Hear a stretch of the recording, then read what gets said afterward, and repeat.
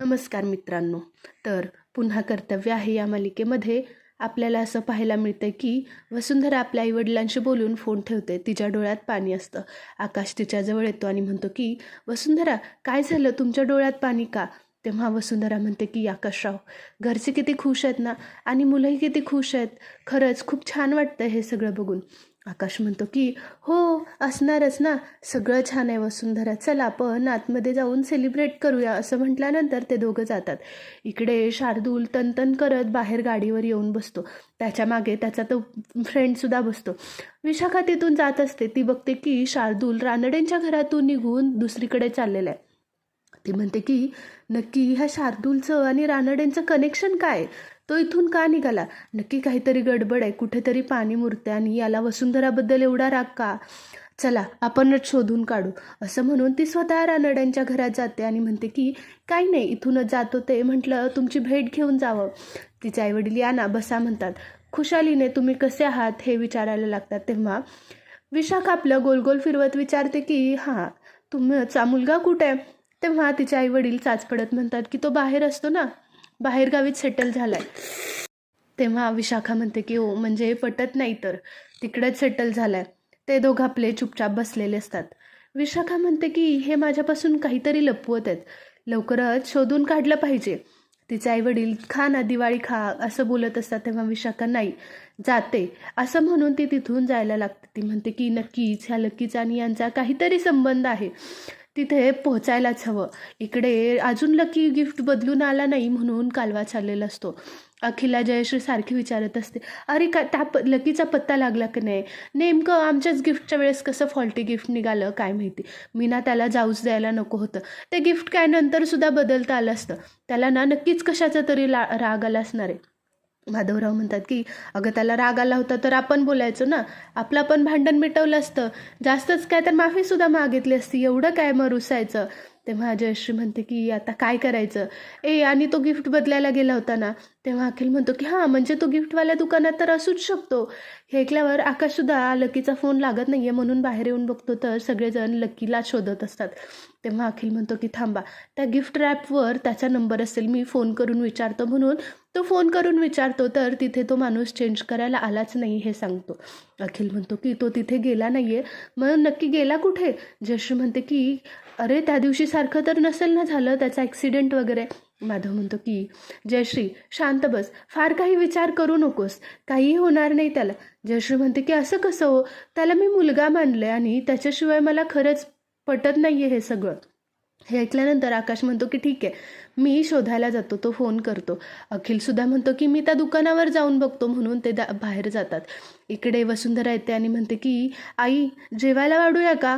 तेव्हा जयश्री म्हणते अगं, ही काय जेवायची वेळ आहे का? अशी का वागतेस तू? इथे लकी भेटत नाही आहे आणि तुला जेवायचं आहे. वसुंधरा म्हणते की अहो आई, मुलांचं जेवण झालं ना, म्हणून मी विचारत होते की आता आपल्याला सुद्धा जेवायला वाढू का? तेव्हा जयश्री म्हणते की काही नको. आणि हो, जाताना लकी तुलाच भेटला ना गं शेवटचं हॉलमध्ये, तू हॉलमध्येच होतीस ना? वसुंधरा चाचपडत म्हणते की हो. जयश्री म्हणते की का, तुझ्याशी काही बोलणं झालं का त्याचं? तुला काहीच तो बोलला नाही? तूच तर त्याला काही बोलली नाहीस ना? तसंही तुला त्याचं पटत नव्हतं त्या पार्टनरशिपबद्दल आणि कशाबद्दल, तुला काही आवडतच नव्हता ना? माधव चिडतो आणि म्हणतो की जयश्री, प्रत्येक वेळेस काय ग त्या वसुंधराला बोलते? कोणी बोलायला नसलं की तू तिला का बोलते? हे ऐकल्यावर जयश्री म्हणते की हो, कारण ही आहेच अशी, हिनेच माझ्या लकीला काहीतरी बोललं असेल. हे बोलल्यावर वसुंधरा म्हणते पण मी का बोलेन त्यांना काही? माधव म्हणतो की जयश्री, काय तोंडाला येईल ते बोलू नकोस. ती का बोलेल ग त्याला? आणि ती पार्टनरशिपबद्दल बोलतीस ना, तिने आपल्या घराचाच विचार करून हे सगळं केलं. आणि त्याचा राग जर त्याला तेव्हाच आला असता तर तेव्हाच त्याने बोलायला हवं होतं. त्याला त्याचा राग आलेला नाही आहे. हे म्हणून ती तिथेच थांबते. जयश्री वसुंधराला इथून जा असं सांगत असते. तेव्हा वसुंधरा तिथेच उभी राहते. माधव म्हणतात की काय गं, काय झालं? तेव्हा वसुंधरा म्हणते की मी आईवडिलांकडे जाऊन यायचं म्हणत होते. जयश्री म्हणते की घ्या, हिला लकी भेटत नाही आहे त्याचं काही नाही, पण ह्या परिस्थितीतसुद्धा तिला माहेरीच जायचं आहे. तेव्हा माधवराव म्हणतात की का, तिथे ती थांबल्याने लकी भेटणार आहे का? जाग वसुंधरा, कोणाला काय विचारतेस, मी सांगतोय ना, तू जा. वसुंधरा हो म्हणते आणि ती म्हणते की मुलांना जेवू घालते आणि मग जाते. असं म्हटल्यानंतर ती मुलांकडे जाते. इकडे लकी आपल्या अड्ड्यावर येतो, बॅग फेकतो. त्याला खूप राग आलेला असतो. तो त्याच्या गुंडाच्या मित्राला सांगत असतो की अरे तिची एवढी हिंमत कशी झाली, आधी मी तिला मारायचो, ती एवढी भेत्री होती की एक हात उचलला की ती माझ्या पायाशी येऊन बसायची आणि ती माझ्यासोबत असं वागते. खूप झालं, तिची हिंमत खूप वाढली आहे आणि आज तर तिनं मला घराबाहेर काढलं. या सगळ्याची तिला उत्तरं द्यावीच लागणार. मी ह्याचा सगळ्याचा हिशोब घेणार. तो पळत जातो, बाटली काढतो आणि दारू प्यायला लागतो आणि म्हणतो की ह्या वसुंधराने माझा पूर्ण प्लॅन बरबाद केला आहे.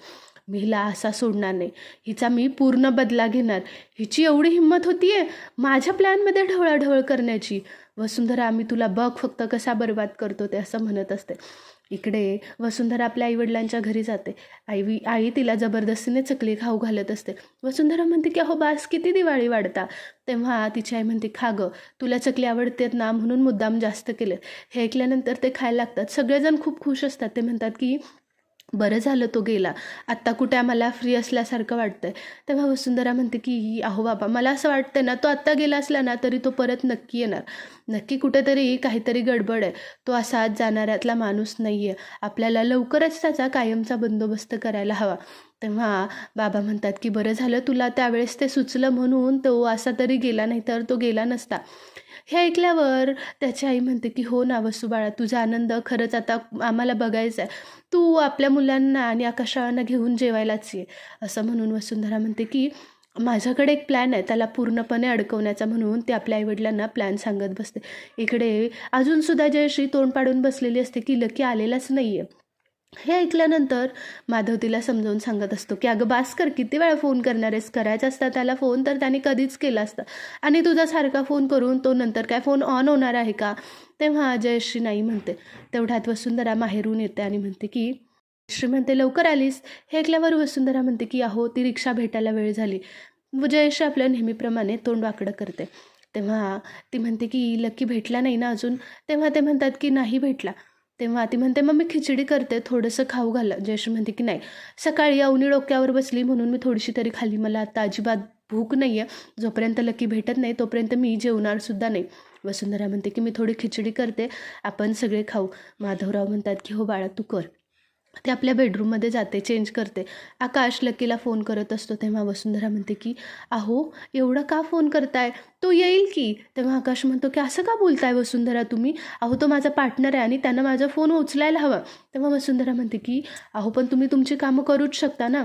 आकाश म्हणतो की करू शकतो, पण सगळे प्लॅनिंग, मला उद्याच्या दिवसाची प्लॅनिंग करायचं आहे, मीटिंग लँड अप आहेत सगळ्या आणि तो असा कसा गायब होऊ शकतो.